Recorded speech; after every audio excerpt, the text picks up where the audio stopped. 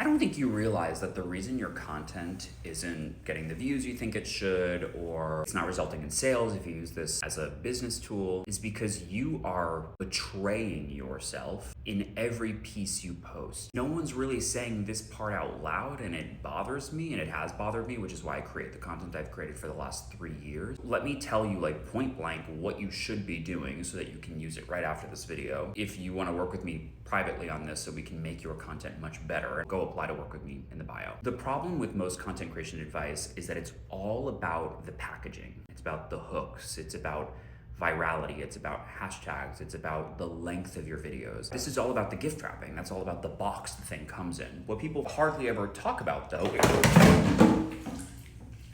1 second. Well, that was a disaster. The content that really performs, and I don't mean performs 100% of the time, right? Because that's another fallacy, that every single content piece of yours is going to get thousands upon thousands of views. Truly, that's only if you have millions of followers. And even then, the content is not guaranteed to get this massive performance. But the content that performs most regularly, with most consistency, agnostic and devoid of relying upon the algorithm or trends, is content that moves people, is content that connects. And the secret to creating content that connects is you gotta fucking connect with yourself. Now, the problem is when you are so focused on the packaging, you are not at all focusing on who you are being when you show up in your content. The crazy part is, think about how you go through your life. You are a people pleaser. Focusing on the packaging of your content doesn't even strike you as a strange move because all you do is focus on presentation and performance in your life. This to you is like, well, this makes total sense. I know what I've had to do in the world to stay likable and tolerable and to get people on my side. I'll just continue to do that on social media. You might not consciously think that, but subconsciously,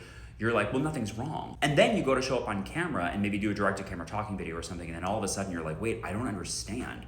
Why am I going blank on camera? Because it's this space that feels like it should be completely familiar to you, but it feels entirely foreign. Well, babe, since you're so package-focused and outward external performance focused in the world, relying upon the stimuli and the cues from people around you to decide who you be, when you show up on here in the aloneness of your space, you don't know who to be. And then you're creating this content and being like, why is it not getting the views? And I'm like, bitch, you're not even connecting to a real true version of yourself. Really what we're talking about is visibility.